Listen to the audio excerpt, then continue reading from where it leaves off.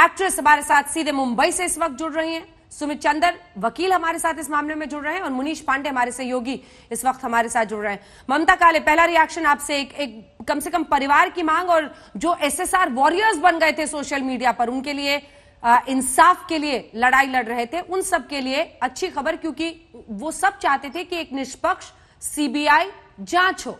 ममता काले।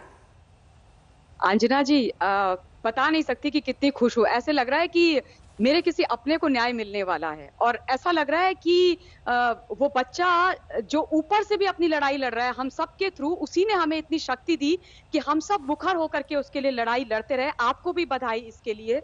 और सत्य की असत्य पर विजय वाला दिन है आज अंजना जी। और रिया चक्रवर्ती को याद दिला देना चाहती हूँ, उसने बड़ा विचारगी वाला एक वीडियो जारी किया था और उसमें उसने बोला था सत्यमेव जयते। तो उसको बोलना चाहती हूँ कि हाँ सच है, सत्यमेव जयते। उनके पिताजी का अभिनंदन करना चाहती हूँ, बहनों का अभिनंदन करना चाहती हूँ। और मुझे इतनी खुशी हो रही है कि जो अन्याय, जो इनजस्टिस, जो कानून का हनन, जो संविधान का हनन मुंबई और महाराष्ट्र में किया जा रहा था, उस पर आदरणीय सुप्रीम कोर्ट ने इतना बढ़िया ऐतिहासिक फैसला दिया है और बातें भी साफ कर दी, दूध का दूध पानी का पानी कर दिया अंजना, जिसमें उन्होंने बोल दिया कि पटना पुलिस को, बिहार पुलिस को पूरा हक था ये एफआईआर करने का। और इसकी कोई मुंबई पुलिस जिसने मना कर दिया था बिहार को वो तमाम फाइल्स देने के लिए, अब आदरणीय सुप्रीम कोर्ट ने बोला है कि वो फाइल्स जो है सीबीआई को दे दी जाए और अब जो है ना सच्चाई पूरी की पूरी बाहर निकलेगी। मुझे इतनी खुशी हो रही है कि मैं आपको बता नहीं सकती। ऐसा लग रहा है कि जो 15 जून से हम लोग लड़ाई लड़ रहे थे वो आखिरकार इस पहला जो स्टेप है, लेकिन ये बहुत निर्णायक स्टेप था हम सबके लिए, बहुत आवश्यक स्टेप था। क्योंकि अगर हम इस स्टेप पर नहीं पहुंचते तो हमें न्याय मिलता ही नहीं।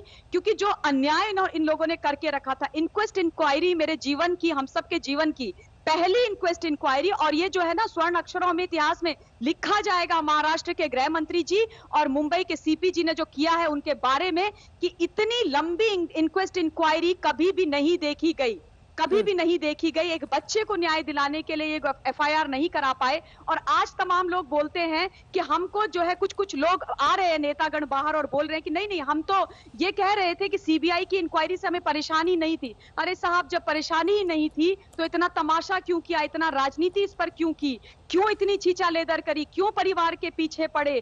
तो होने दे देते सीबीआई को, इतना तमाशा क्यों होता? लेकिन जनता जनार्दन है, तमाम जनता को दिल से धन्यवाद देना चाहती हूँ जिन्होंने बिना थके बिना रुके ये लड़ाई लड़ी। और आज जो है ना बहुत खुशी हो रही है, ये बात साफ हो गई है कि हिंदुस्तान में कानून, संविधान पूरा इंटैक्ट है। आदरणीय सुप्रीम कोर्ट को बहुत बहुत बहुत धन्यवाद देती हूँ। कुनिका जी, आपका रिएक्शन। बिल्कुल कुनिका जी, आपका रिएक्शन इस पर। सीबीआई जांच करेगी, बिहार पुलिस ने जो एफआईआर दर्ज की थी उसे सही ठहराया कोर्ट ने। कुनिका जी।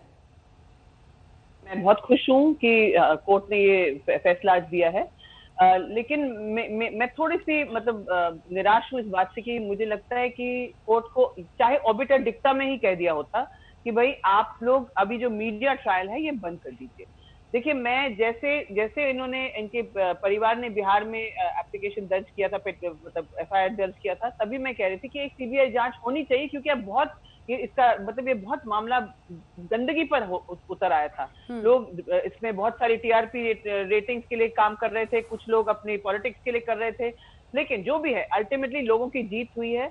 अगर कोर्ट ये कह देता कि भाई अब इसके बाद से मीडिया ट्रायल नहीं होगी, अब ये न्याय प्रक्रिया शुरू हो गई है इसकी, आप लोग प्लीज अब इसके ऊपर ज्यादा बहस मत करिए। और कोई, क्योंकि आप देखिए हर चैनल पर कोई ना कोई, या तो रिया के कैरेक्टर असैसिनेशन हो रहा है, हम लोग ये नहीं सोचते कि वो भी लड़की है। मैं ये नहीं कह रही हूँ कि वो बेकसूर है, अभी हमको ये नहीं पता कि वो उसने कसूरवार है कि नहीं, लेकिन हमने ऑलरेडी उनको ट्रोल करना, उनको धमकी देना, दूसरे और भी बातें जैसे पॉलिटिकल पार्टीज के आपस में झगड़े, ये सब क्या जरूरत है?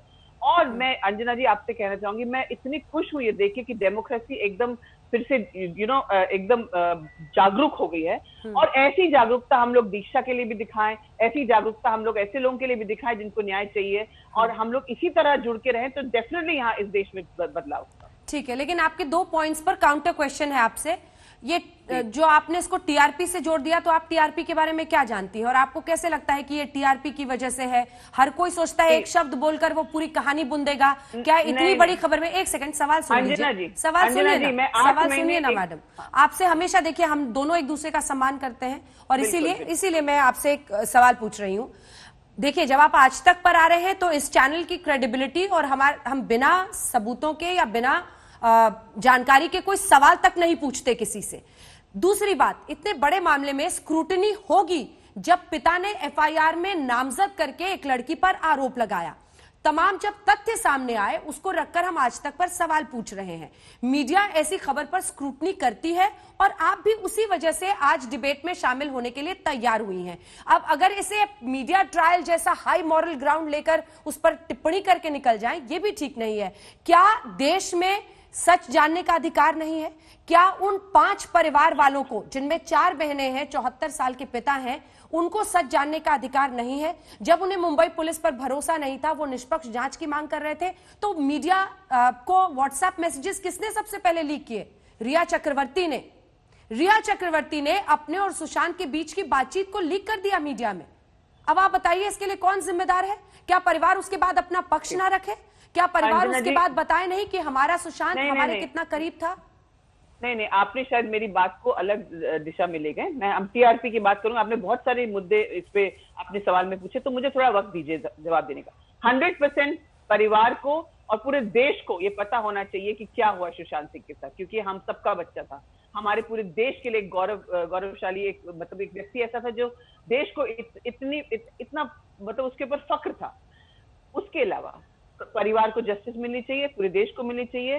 टीआरपी की बात मैंने इसलिए की, आपने मुझसे कहा मैं किस बुनियाद पे बोल सकती हूँ। मैं 8 महीने एक चैनल में काम कर चुकी हूँ जब चैनल शुरू हो रहा था, और मैं वहां पे एक नंबर 2 पोजीशन पे थी, और मैं वहां काम कर चुकी। मैं देखती हूँ और मैं जानती हूँ किस तरह से न्यूज चैनल इसको भुनाते हैं मामले को।